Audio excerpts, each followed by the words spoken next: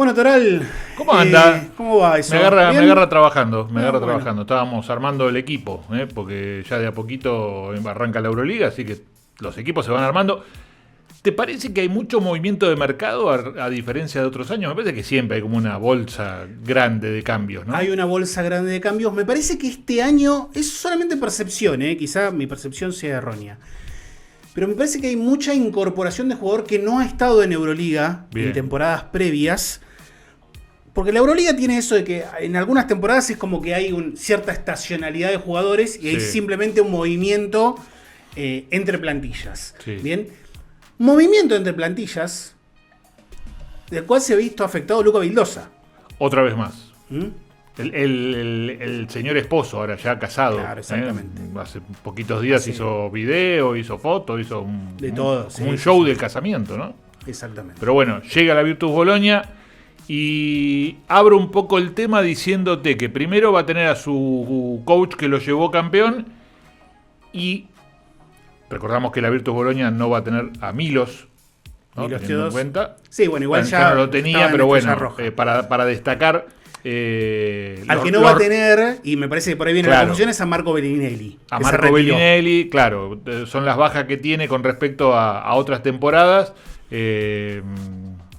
Un tema de producción en vivo, los retiros de esta temporada, porque son varios, ¿no? Sí, son varios. Así que lo podemos analizar en otro momento, pero bueno, me parece que la llegada de Luca va a tener una importancia que no tuvo en las otras temporadas. Sí, y para mí es un punto ahí como de incógnita de Bologna. Es extraño que el equipo cambie tanto, visto y considerando que se llevó el segundo premio al cual podía acceder un equipo de Euroliga, que es la Liga Doméstica, en este caso la Liga Italiana. Se la terminó modo premio consuelo, ¿no? Exactamente. Bien, aunque uno entendía en la previa de la temporada anterior que Bologna iba a estar bastante complicado para entrar, incluso a playoffs. Bueno, se terminó mostrando como uno de los peores equipos de la temporada, pero aún así, con el desembarco de Duško Ivanović, de alguna manera logró enderezar el barco. Duško en ese sentido es especialista, sobre todo en renovar esperanzas, de alguna manera oficia como de revulsivo desde el banco, pero ha cambiado bastante. Ha cambiado bastante el equipo. Bueno, no está Shengelia, ya vamos a hablar también de Shengelia. Marco Bellinelli se retiró. No va a estar Isaiah Cordigné, que veremos dónde termina jugando. Claro. Todo apunta que va a ser el Efes. No está Ante Cicic, que es una baja que para mí es un ancla, Cicic. Sí, es un ancla. Es defensivamente, sobre todo, es un ancla y me parece que iba a terminar ganando. Es como el Zubac de los Clippers, ¿no? Que para ahí no tiene la relevancia de figura, pero que siempre termina siendo ese jugador importante. Para mí ¿no? Defensivamente le traía muchos problemas igual a Bologna, y me parece que le va a traer problemas a cualquier equipo en el que está. De hecho, se fue a Turquía, a Baxi. Sí. no Caras nuevas. Está Will Clyburn, tampoco, que también de él vamos a hablar. Después lo vamos a estar relacionando. Que en Barcelona. Va a estar Derrick Carlson Jr., que me parece que tuvo una buena temporada pasada y que puede llegar a ser una gran sorpresa en la Euroliga. Sí. Porque viene de jugar en el Manresa, lo hizo muy bien la temporada pasada. Y viste, son esos jugadores que por ahí hay que verlos, ¿no? Hay que ver cómo se desarrollan por ahí en un ámbito diferente, en un país diferente y en una competencia mucho más elevada de la que estaba jugando. Exactamente, sí. Un Alston que tenía algunos pretendientes también de peso en Liga CB, finalmente migra hacia Italia para jugar con la Virtus. Quiero volver un poquito al rol de Luca Vildosa. Sí. Y de manera añadida hablar de otra de las grandes transferencias de este mercado, que es la de Carsen Edwards. Claro, de qué va a jugar Vildosa y de qué va a jugar Carsen Edwards. Yo creo que Vildosa también tiene la ventaja, a comparación de hace unos años, especialmente después del primer año con Estrella Roja, y me parece que lo ha ganado y con creces en esta última campaña en Olympiacos, de ser cada vez más un jugador de equipo. Sí. De no forzar las ofensivas, de esperar a que el juego llegue a él, de ser un jugador, y que se entienda la palabra, mucho más responsable para con el equipo. Luca era un jugador que muchas veces ofensivamente actuaba quizás hasta por impulsos de necesidad propia, el hecho de tomar tiros, y necesitaba cierto protagonismo. Y me parece que el haber estado un año con Bartzokas y que Bartzokas le haya dado no solamente confianza, sino también otro rol en un equipo que tenía guardias a montones, Ujú. y eso que ha tenido alguno que otro por lesión fuera de la temporada, pero me parece que le ha dado otra capacidad a Luca Vildosa, que es mucho más jugador de equipo del que era hace 3 o 4 años. Sí, y me parece que también lo llevó el tema de las lesiones a esta posición, porque recordamos que en Baskonia sí tenía liderazgo y sí tenía importancia, pero después el tema de las lesiones como que lo fue como corriendo de ese eje y tuvo, me parece, que adoptar este rol en función de que cuando lo contrataban, no lo contrataban como una figura estelar. Mirá, ayer justamente también estaba mirando un poco del Mundial 2019 y Vildosa tenía un rol importante, más allá de que venía de atrás muchas veces de la Provítola de Campazo, pero muchas veces tomaba esa posición de 2, de tirador, y fue realmente importante en el Mundial 2019. Pero después es como que con el correr de los años fue corriéndose en función de las ausencias a ese jugador de, si querés, de rol, de por ahí tener ese momento importante dentro del partido. Y bueno, veremos si ahora vuelve a tomar aquel rol importante que tenía siempre para Dusko o tiene que compartir esa base. Para mí pueden llegar a jugar los dos de 1-2. Es que yo creo que va a terminar siendo más que alternativa de Carsen Edwards, más allá de que en algún momento de los partidos pueda hacerlo, va a ser alternativa del nuevo capitán de la Virtus, que es Alessandro Paiola. Claro. Bien, que es un jugador de Claro. un tiro exterior relativamente ahora confiable, muy buen defensor. Muy buen defensor, Sí. Paiola, jugador de la selección italiana. Y me parece que Luca Vildosa le trae a esta nueva versión suya, bien, reencontrándose con Dusko Ivanovic, un entrenador con el cual ya fue campeón tanto en España con Baskonia como en Serbia de la liga local y de copa local con Estrella Roja. Bueno, Claro. me parece que le da otra dimensión, mucho más jugador de equipo y quizá menos determinante con la pelota en la mano, pero que sí tiene la posibilidad, y porque siempre la tuvo, de la generación de espacios, tanto para el tiro propio como para sus compañeros. Tiene a Matt Morgan también, que renovó su contrato. Exacto. Y que puede llegar a ser también el que se meta ahí en la discusión del perímetro, porque después mi amigo Daniel Hackett va a quedar siempre un poco más ahí a la sombra, ¿no? Sí. Pareciera que es un bizcochuelo que nunca termina de cocinarse, Daniel Hackett, ¿no? Como para hacer un paralelismo. Sé que te gustan esos paralelismos, es el Sí, tanque que estoy muy nunca se culinario termina. últimamente. Claro, es el tanque que nunca termina de llenarse porque el flotador queda ahí a mitad de agua.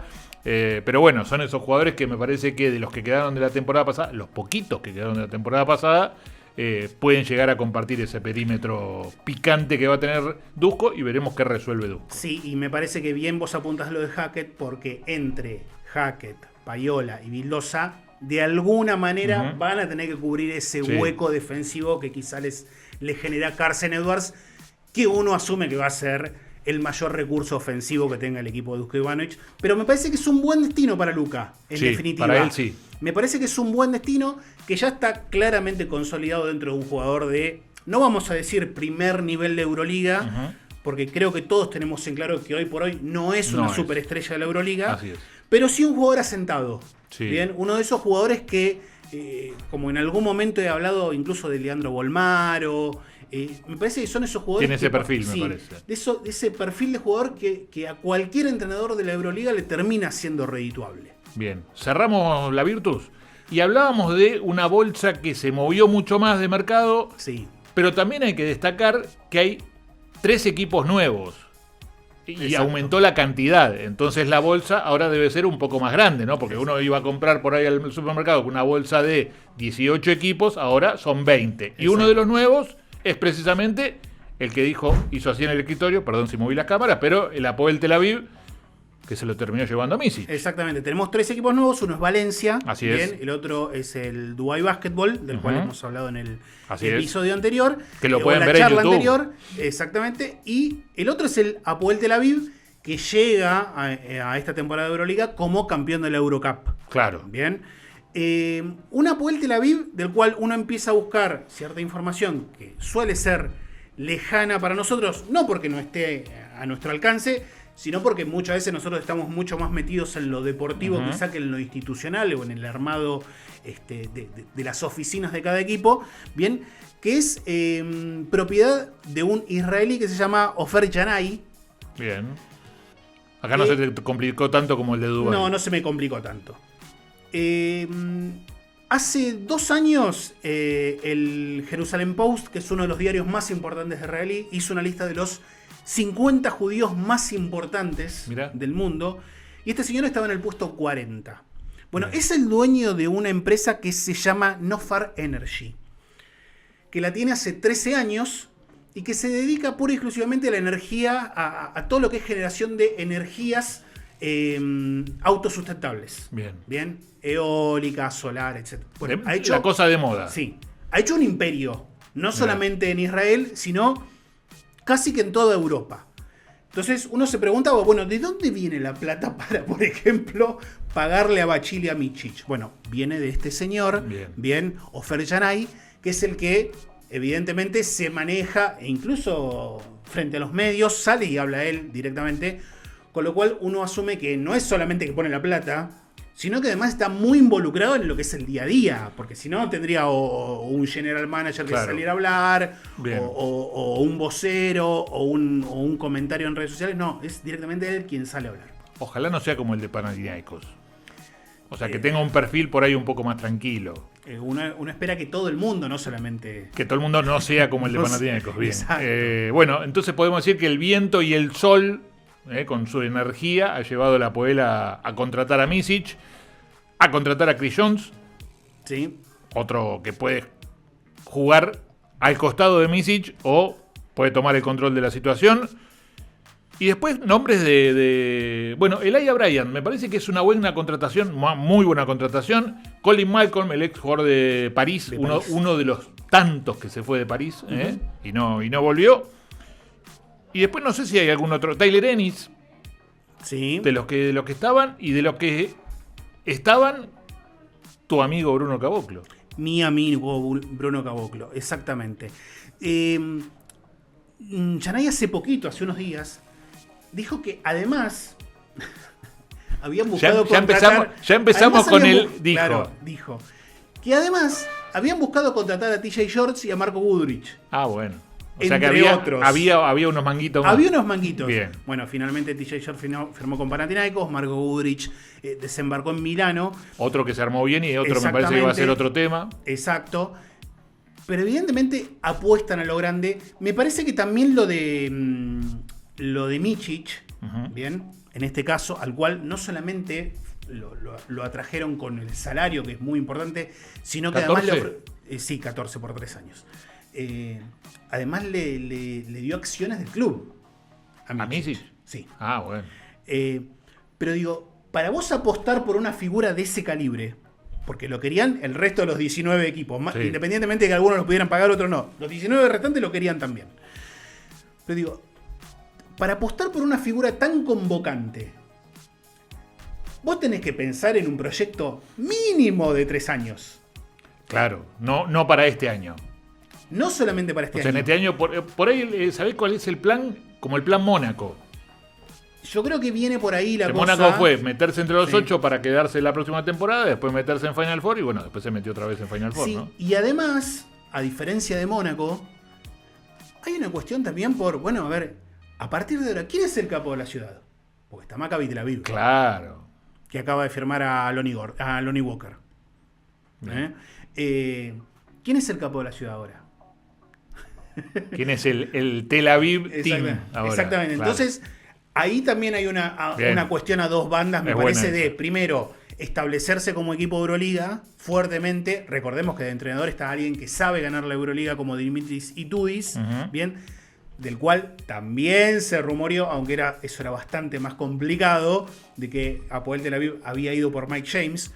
Cosa que yo lo veo bastante improbable porque la salida de Mike James de CSKA de Moscú mientras dirigía Itoudis no fue la mejor del mundo. Así es. Bueno, pero la Euroliga recupera un técnico también. Exactamente.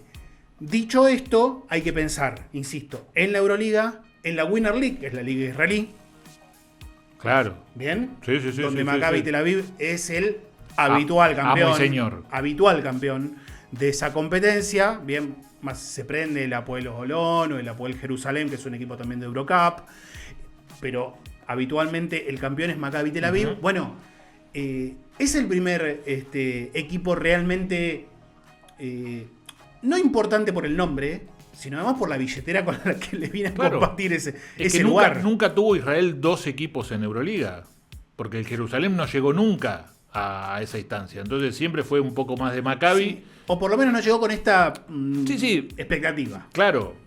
O sea, hubo equipos de... Sí, estoy pero, casi seguro pero que en sí. su Me va momento, a o sea, traicionar no en la- los últimos sí. años. O sea, no, Me va a nunca tuvo. traicionar la Bien. memoria. No, está bien, pero bueno, este llegó golpeando el escritorio y llevándose uno de los jugadores más pretendidos. Y bueno, veremos ahora qué se ve en los papeles, ¿no? Recordamos que la Euroliga, como dato, arranca con doble jornada. O Exactamente. sea, que arranca martes, miércoles, jueves y viernes. Y bueno, estaremos haciendo repasos de la jornada con análisis, ¿no? Más con que de la jornada, yo creo de la semana. de la semana, Exacto. claro, caiga quien caiga. O sea, Exacto. si cae en doble jornada lo hacemos, y si hace una sola jornada, también haremos el análisis, seguramente con algún resultadito abajo, pero bueno, estaremos con semana a semana de Euroliga. Exactamente. Y dato, no voy a decir no menor, porque si no hay gente que se No, puede ofender. no, que se mira que hoy no, está- tampoco de color, pero como para contextualizar algo que hablamos la semana pasada. En definitiva, es el tercer equipo no europeo que va a competir en Euroliga. Claro. Con Que lo todavía cual, no tienen definidos los estadios. Exacto. Tanto Maccabi como Apoel no como tienen Apoel, definidos exacto. los estadios. Con lo cual, de alguna manera empuja cada vez un poco más la idea de producto global, si se quiere. Empuja el mapa. Es prácticamente imposible que haya un equipo de Euroliga en Sudamérica o en Latinoamérica, y es cada vez más factible de que esa situación se repita con equipos del Medio Oriente, bien, Claro. o más que nada de Medio Oriente. Porque recordemos que Israel, y bueno, va a pasar lo mismo en el Eurobásquet, no es un país No es, europeo. Bien, ni que hablar la Plaza de Dubái, ni que hablar Dubái Basketball está en una situación similar. Entonces, también es una situación a considerar cómo la Euroliga va ganando territorio por fuera de sus límites geográficos. Sí. Nos vamos a tener que acostumbrar a eso. Y yo creo que también, y este es otro debate, no para ahora, pero que lo vamos a tener que afrontar, cómo la Euroliga va ganando en organizaciones, no voy a decir clubes porque me parece que no es la palabra que mejor aplica, en organizaciones con mucho poder económico detrás, pero Sí. quizás no con tanta infraestructura detrás. Ujú. Porque tenemos Dubai Basketball, un equipo completamente nuevo, o con un año de duración ya está en Euroliga. Apoel Tel Aviv, con una fuerte inversión privada, Sí. bien, en detrimento de los Real Madrid, Claro. Que Barcelona, tiene una estructura. Panathinaikos y Olympiacos son también a lo que nosotros conocemos a vieja usanza como club, porque tienen varias disciplinas, son equipos... No son empresas, son clubes. Exactamente, son equipos interdisciplinarios deportivamente hablando. Bueno, Sí. me parece que la Euroliga, nos guste o no nos guste, va hacia ese camino. Sí, y me parece que lo del año pasado, cuando empezó esa especie de vinculación FIBA-NBA, hizo mover un poco la estructura de Euroliga y dijo, algo tenemos que hacer porque se nos vienen. Exactamente. Y me parece que salieron al cruce con estas cuestiones de contratar equipos, o sea, o sumar equipos que van a poner un dinero. Vamos a hacer brevemente Dubái, Apoel Tel Aviv, Mónaco. Más allá de que también es un grupo que está dentro, de Está hecho, bien, el sí, Gastón pero- Medellín está debajo de una de las tribunas del estadio de fútbol. París Basketball, París Basketball. Valencia Basket. Valencia, que lo suman ahora con Exactamente. cancha nueva. Y con el Roy Arena a punto de estrenarse. Sí, claro. Bien, un estadio de primerísimo nivel, enorme y de primerísimo nivel, multipropósito. Bueno, Valencia Basket. Hay una situación en detrimento de los Real Madrid, Barcelona, Panathinaikos, Olympiacos, Estrella Roja, Sí. Bayern Partizan. Múnich, más allá de que se acaba de mudar a Sub Garden.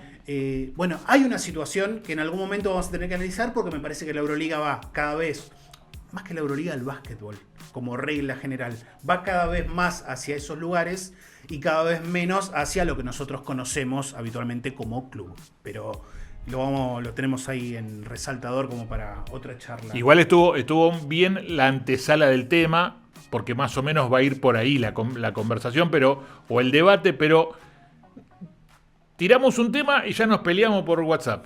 Entonces digo, ¿por qué no vamos a estar peleando por WhatsApp si nos podemos pelear acá en vivo? Es la primera vez que vamos a discutir sobre esto. No van a volar sillas porque nunca vuelan. Nunca vuelan. No van a volar sillas porque no vuelan nunca, pero hoy la charla en WhatsApp se puso pesada. Entonces digo, ¿qué onda Barcelona? En realidad no se puso pesada.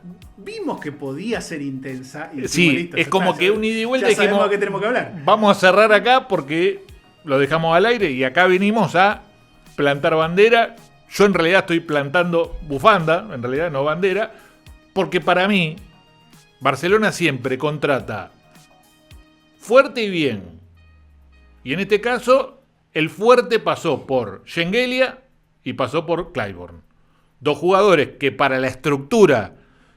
me causa rareza que vos no defiendas esta cuestión teniendo en cuenta que tu amigo Peñarroya es el entrenador. Por eso dije, le tiro esto a Javi y por ahí me dice, ¿sabés que tenés razón? Y me dice, no tenés razón. Para mí, contrata mal. Esa fue tu frase. Vamos a analizar el armado de Barcelona en función a mis amistades o sea, en función al valor actual de esos nombres. Tengo un amigo que dice, va a ganar tal, pero quiero que gane tal. Sí, es verdad. Entonces, para vos va a ganar otro, pero querés que le vaya bien a Peñarroya. Ya a esta altura no sé si quiero que le vaya y a bien. A la Provítola, Juan y Marco, digo, bueno, exactamente. Es un equipo de los argentinos y uno espera que le vaya tenés bien. varios respaldos. Dicho esto, yo te voy a dar primero el pase a vos. Porque vos tenés una defensa puntualmente de dos nombres. Para mí pasa por ahí muy importante. Para mí son dos contrataciones que no tenía. Hay que ver qué pasa en el camino. Lo de Metu lo van a esperar seguramente. Hay que ver si llega. ¿Lo van a esperar? Y yo creo que lo van a esperar. Por ahora no está contratado por ningún equipo. Tampoco está confirmado por Barcelona. Así que mínimamente hasta que se recupere de la rotura del tendón de Aquiles, lo van a esperar. Lo que pasa es que la rotura de tendón de Aquiles de Metu fue en... ¿Cuándo? ¿Marzo? ¿Abril? Y pero ya todavía está, hasta diciembre, ponele que... Sí, mitad de temporada. Lo van a tener ahí. Vamos a ver, por lo pronto no está en ningún equipo. Lo del Apro ya prácticamente está. Ya está entrenando con la selección. Me parece que llega un base para darle ese descanso, al igual que... Tiene 4 bases, Satoransky, Juan Núñez, La Provítola y... Juan Núñez lesionado, Juan Núñez. Claro, pero digo, me parece que reforzó algo que el año pasado lo sufrió. Lo perdió a Brines, una de las bajas, me parece que fue una baja importante, teniendo en cuenta el retiro de Alex, y de hecho llamó la atención el retiro. Pero me parece que las contrataciones son buenas, porque digo, no puedo hablar de Mike Scale, porque la verdad que no lo conozco, el jugador que vino de Trento, así que le podríamos preguntar a Toto Forray qué onda por él. Pero las dos llegadas para mí son importantes. Para mí todavía no termina de cerrar el mercado. No, para mí tampoco. Está la renovación ahí de Willy Hernán Gómez en duda. Ahí en veremos. Que me parece que lo amoldó Peñarroya. Sí. Ahora digo, el caso de Schengelia. Sí. No, a mí Schengelia no es un jugador que me apasione por demás, especialmente a la hora que tiene que tomar decisiones en el momento crítico del partido. Para Barcelona tiene, más allá del refuerzo en sí, tiene otro valor que es que Schengelia, al haber hecho divisiones formativas en España, le cuenta como cupo. Claro. Bien, entonces tiene un valor añadido a su mera contratación. ¿Bien? Para mí en el momento Schengelia, más allá de algún que otro instante de calidad, recordando sobre todo algunos momentos de Baskonia, es como que ya pasó. En Virtus la última momento de Clyburn. Ni que hablar el momento de Clyburn, que ya en Efes tenía problemas. Y de Efes fue a Virtus, y en Virtus no rindió. Y él sigue diciendo que es el mejor alero de Europa, pero bueno, del dicho al hecho hay un largo trecho. Para mí la Virtus el año pasado se mete en play-in gracias a ellos dos. Para mí tuvieron un muy buen cierre de temporada. Es que no se metieron en play-in. Estás en el año anterior. El año anterior. Estás en el año anterior donde se meten en realidad gracias a mi amigo Ife Lundberg. ¿Y el año pasado no llegó? No, el año pasado fue Bayern Múnich, Estrella Roja, bien, París, entonces, Real Madrid. Pero igualmente, más allá de eso, más allá del dato estadístico, que vos me parece que te aferrás al dato estadístico, en este caso me aferro al dato a la opinión basquetbolística del jugador en este momento. Bueno, me parece que los dos tuvieron un muy buen cierre de temporada. Me parece que Clyburn es un jugador que para Barcelona al menos no tiene un jugador así. Yo me hubiese quedado con Jabari Parker. Pero también es... Yo creo que Jabari lo que me parece que le faltó. O sea, no, como que tuvo una buena temporada y después a medida que iba terminando la temporada, donde empezó a tener un poco más de protagonismo, medio como que se desinfló. Bueno, contextualicemos el final de temporada de Jabari Parker en Euroliga. Con 143 millones de lesionados en el equipo. Sí. Teniendo que adoptar minutos, responsabilidades y tareas que no son de él. Que naturalmente no son de él. Me parece hasta natural que haya terminado la temporada como terminó. De hecho, él termina fallando el tiro decisivo y teniendo, hasta, si mal no recuerdo, hasta alguna que otra pérdida un poco evitable, bien, en aquel quinto juego en el Gastón Medellín del Principado de Mónaco. Pero me parece que ha hecho mucho más de lo que en realidad él podía hacer, visto y considerando, reitero, el contexto de lo que fue casi toda la temporada de Barcelona. Era lesión tras lesión, tras lesión, tras lesión. A mí Clyburn me encanta como un alero alto, que tiene tiro, que quizá me parece que el talón que le puede fallar es el tema defensivo. No es un gran defensor, pero sí me parece que ofensivamente es letal. Y hay que ver Shengelia cómo se adapta a esa situación de por ahí ser más 4 que 5, que muchas veces también ocupaba ese puesto de 5. Pero me parece que todavía no cerró el mercado Barcelona. A mí me da la impresión que le está faltando un interno, porque por lo que veo, Fall todavía no se queda. O sea, me parece que no se va a quedar. No, y por ahora es Hernán Gómez solo, de los que vemos. Y Ian Vesely, también otro que la temporada pasada fue trastabillando con las lesiones. Así que me parece, bastante complicado el análisis de Barcelona como equipo compacto la temporada pasada. Pero me parece que las dos llegadas le están dando un espíritu de experiencia. Fíjate que te cambié el término. Espíritu de experiencia, por no decir la valija, que Barcelona no tenía. Que me parece que le faltaba esa vuelta, me parece, en momentos claves y fundamentales, más allá de que logra el objetivo de terminar quinto en una Euroliga muy pareja. Y me parece que pasa por ese lado. O sea, la cuestión de a mí me gustan como jugadores de experiencia. A mí, yo creo que lo que les va a dar garantizado es carácter al equipo. No sé hasta qué punto van a ser realmente diferenciales, porque en este caso estamos hablando de dos jugadores que a lo largo de su carrera en Euroliga, en el caso de Clyburn, Darujafaka, Cheska de Moscú, han sido diferenciales. No puedo decir lo mismo ya en Efes, salvo algún que otro partido y ni que hablar en Virtus. Pero han sido diferenciales. No sé hasta qué punto hoy día lo son. A mí me parecen muy buenos fichajes los de Shengelia y Clyburn versión 2019. No versión 2025. Bueno, yo te voy a decir una cosa. Antes de enojarme, me paro y me voy con la bufanda. Mira, me la pongo. Y agarrá la valija de la experiencia. Me la pongo y me voy porque después me vas a terminar dando la razón. Dale. Después siempre cuando termine la temporada me da la razón. Siempre decís lo mismo.